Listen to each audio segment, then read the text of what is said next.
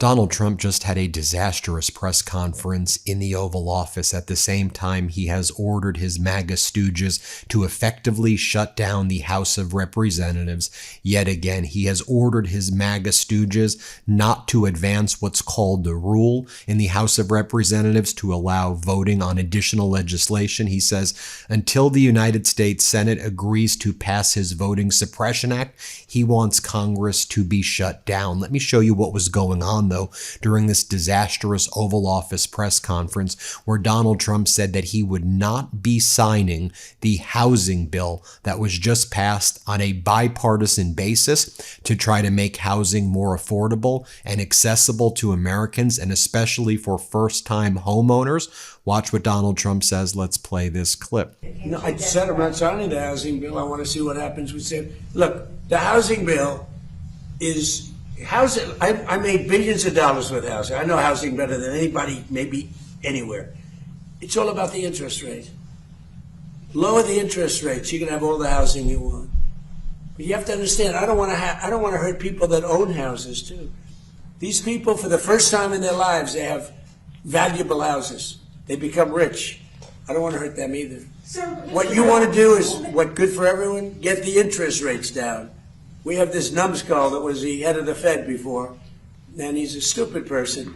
And we call him too late because he was too late with the interest rates all the time. We need low interest rates. Low interest rates will solve everything. We'll solve that. Now, despite that, we're doing well with housing. Now, fortunately, the housing bill was passed by a veto-proof majority in both the House and the Senate.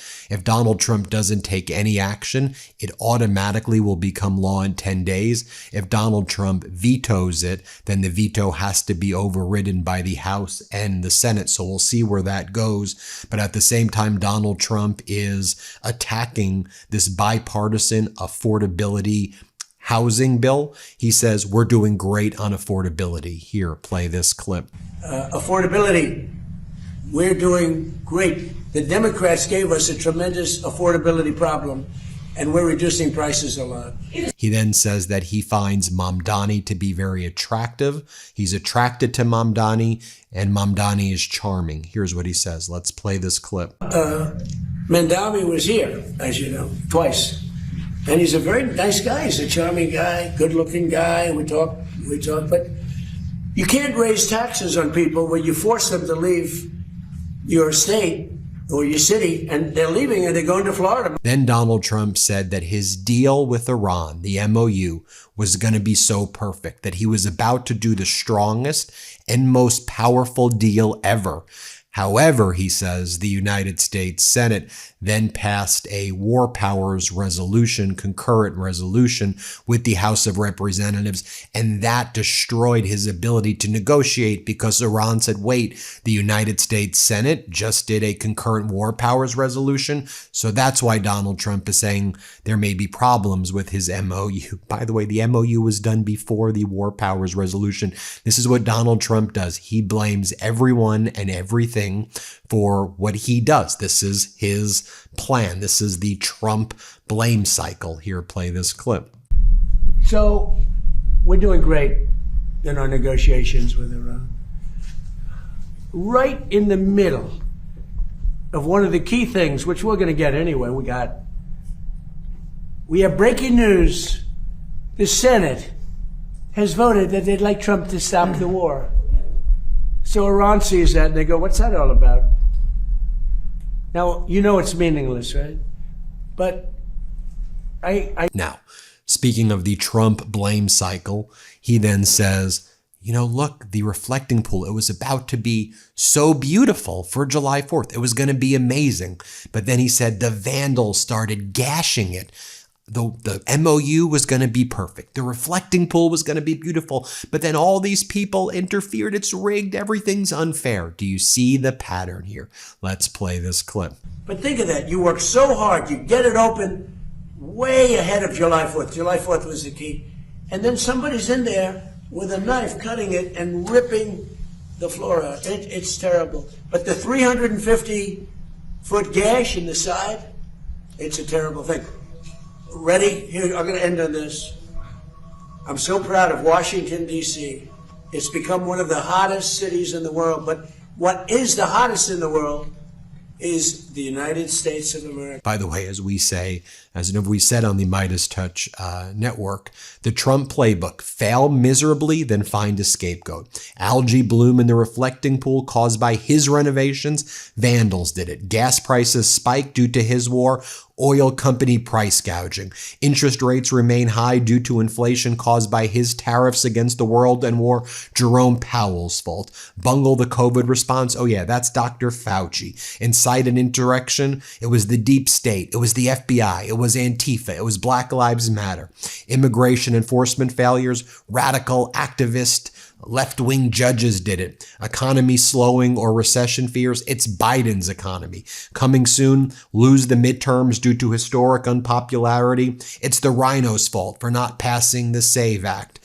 You negotiate this MOU that's weaker than Obama's JCPOA. The War Powers Resolution did it. Do you see the theme here over and over again? Then Donald Trump says, around the reflecting pool, the grass is messed up now. And that's because they poured acid on the grass. It's acid grass. Here, play this clip.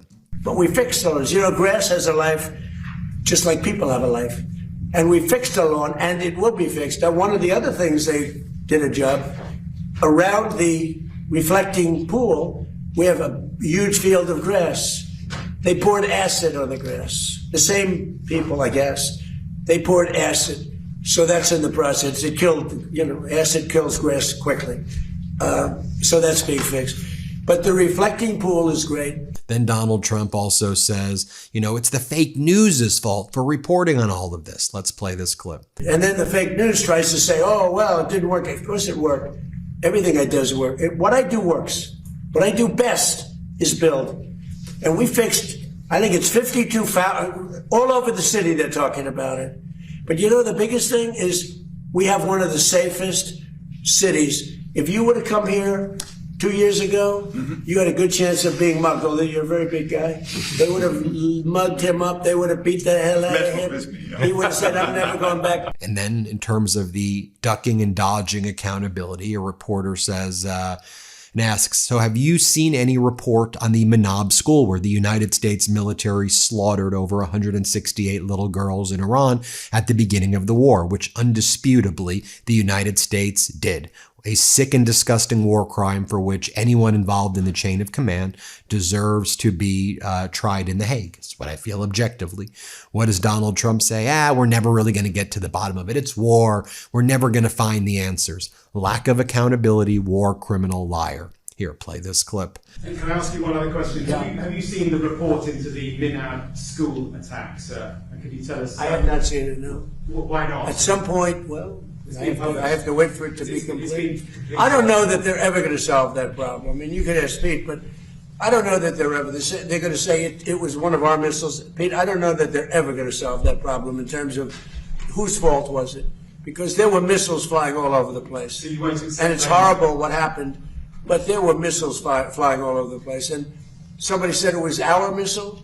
Well, maybe it wasn't our missile, but I've seen nothing to lead me to believe it was. There were plenty of missiles being flown by other people. What do you think, Pete? Well, Mr. President, we've taken the investigation very seriously, and when the appropriate time is right, whatever that outcome is, that'll be the time to divulge. Do you know what? I mean, if you come up with the right answer, I don't think it's going to be us. I don't think it was us. There were a lot of missiles being fired at that time. Yeah, please. And then Donald Trump says, it's the oil price gouging. That's why the prices should be $2.25, but I'm being screwed by the oil companies. Now, let me just say, I actually believe we are being screwed by the oil companies as well. I do think that there's price gouging. I think, though, that existed before the war as well. I think we're being price gouged by a lot of collusive behavior by corporations that Donald Trump supports. But I do want to mention this. Donald Trump had all of those oil executives sitting around him right as he was invading Venezuela. And he said, these are my friends, these who I consult them about everything, right? And so these are your buddies, Donald. These are the people who are getting richer and richer while Americans are suffering. This is your crew. These are your buds. Here, play this clip. The gasoline or the oil prices have come down so much, and we are not seeing anything at the pump. by comparison to what it should be. We should be, in my opinion, at $2.25 right now at the pump. And we're higher than that. And we are doing a big investigation on it, yeah. And it just reminds me as I think about this, like, this is who MAGA is. Ken Paxton, MAGA Republican AG in Texas, releases a child sex predator. I mean, one of the most sick, disgusting child sex predators without anything. MeidasTouch tried to ask him, so why'd you do that? No accountability. Watch what happened. I'm just trying to show you this is who they are. Here, play this clip. Excuse me, Mr. Paxton. What do you think about Adam Hoffman? Why'd you get a plea deal for a child sex predator? Do you have anything to say about that? Should he be registered as a pedophile in the state of Texas? A sex offender? Step back. What do you have to say to Adam Hoffman, the victim of Adam Hoffman? Mr. Paxton, what do you have to say? And then Donald Trump says, I'm disappointed in Italy, UK, Germany, Spain, France, every country, everyone's screwing me over. Here, play this clip. Help if we needed it. I feel, would have been a little bit different. But I was disappointed. I was disappointed with Italy. I was disappointed with the UK. He's now gone. And, he had a lot of problems. But we were disappointed with the UK. We were disappointed with Germany and France.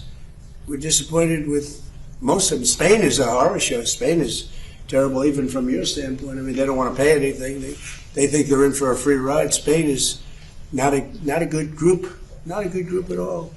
But I have great respect for this man, and so we're going to be discussing what took place, and we'll see what happens. Thank you. And while Donald Trump engages in this behavior, and while you have Trump and Rubio, saying all of these lies about the MOU, one of the big problems that it creates is this ambiguity that could lead to war restarting again very soon. Iran's foreign ministry spokesperson said the following: the U.S. ruling establishment has never shown any sincerity in its behavior toward the Iranian nation.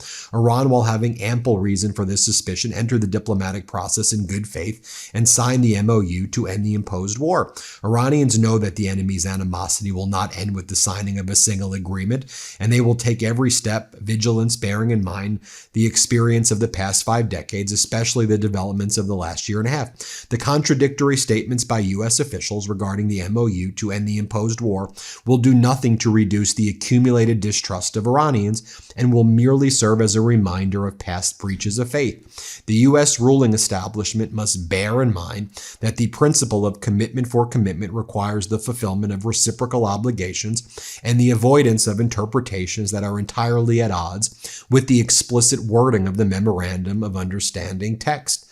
And so saying, let's stick to what's in the text. All of this lying and all of this, these deranged press conferences and statements, they don't help anybody. They don't help anything.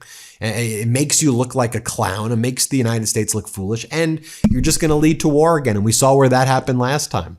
That's where we're at. Anyway, hit subscribe. Let's get to 7 million subscribers. Thanks for watching, everybody. Want to stay plugged in? Become a subscriber to our Substack at MeidasPlus.com. You'll get daily recaps from Ron Filipkowski, ad-free episodes of our podcast, and more exclusive content only available at MeidasPlus.com.